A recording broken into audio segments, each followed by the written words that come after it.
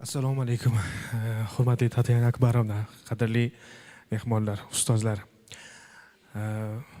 Bugun muhtaram birinchi prezidentimiz haqida, buyuk bobomiz haqida ko'p va ko'p gapirildi.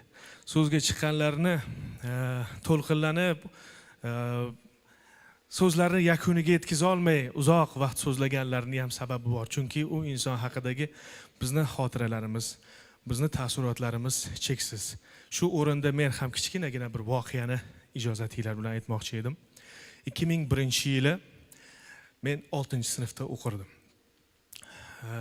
O'sha yili esinglarda bo'lsa, yangi 3000-yillik, yangi asr, 21-asr qarshi olindi va shu bilan bir qatorda prezidentlik saylovida muhtaram birinchi prezidentimiz juda ham ko'plab ovozlar bilan g'olib bo'ldilar va qayta saylandilar prezidentlik lavozimiga va undan tashqari o'zlarining 63 yoshlarini, payg'ambar yoshlarini qarshiladilar. Xuddi shu munosabati bilan men bir ularni yurtini bir kichkina farzandi sifatida maktub yozdim ularga. Andijon viloyatida istiqomat qilardik. O'sha paytda ham shu san'atga qiziqishimiz bor edi, sahnalarga chiqib yurardik.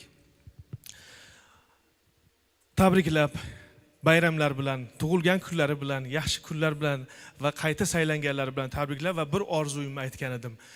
Vaqtiki kelib, o'sha maydonlarda, mustaqillik bayramlarida, Navro'z bayramlarida sizda qarshingizda turib qo'shiq kuylash nasib qilsin.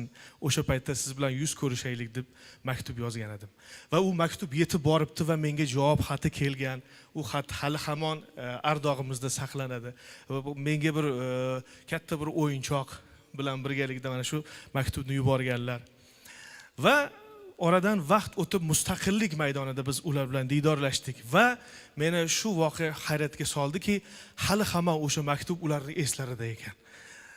Haligi san'atkorlar birgalikda to'planib ular bilan ko'rishga ishtiyoqmand bo'lib turgan paytimizda men bilan ko'rishib bag'rlariga bosib, sen zo'rsan, men sen bilanman. Shu ijod yo'lidan qaytmagin deb ketayotgan joylarda orqaga qaytib aytgancha, ko'rdingmi? Menga xat yozgan eding. O'sha xating mana endi ro'yobga chiqdi. Nimaga endi xat yozmay qo'yding? Katta bo'lib qoldingmi degan edilar.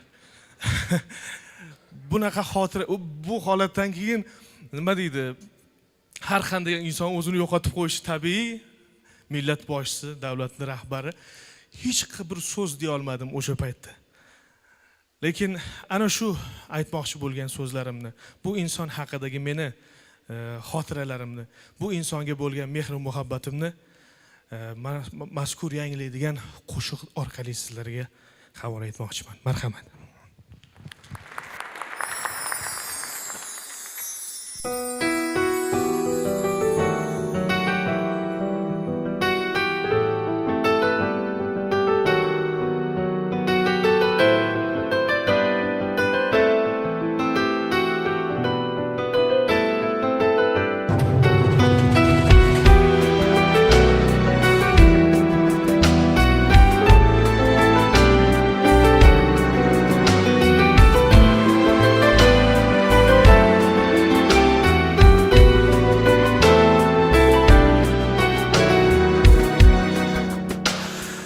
Elim deb, yurtim deb yashagan yonib, xalq kuysa kuyunib, kulsa quvonib, bizga tayanch bo'lib, bizga suyanib, umrini yurt uchun baxsh etgan bobom, vatanni sevmoqlik iymondan deya, tinchlikni asramoq vijdondan deya, ozodlik tushmagay osmondan deya, mudroq ko'ngillarni uyg'otgan bobom. Xotira muqaddas, xotira aziz, nomingiz dillardan o'chmagay hargiz. Avlodlar yodida yashaysiz mangu, sizni unutmaydi farzandlaringiz.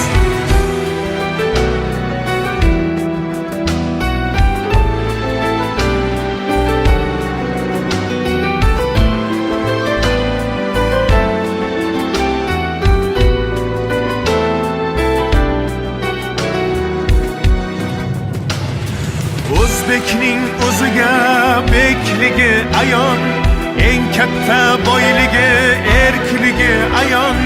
Xalqining boshiga ish tushsa qachon, halovat neyligin unutgan bobom. Ser quyosh o'lkaning porloq quyoshi, dunyodan olgan mard jasur yurtboshi, ortidan qolgan bir oqil izdoshi, ko'ngillar qa'ridan joy olgan bobom.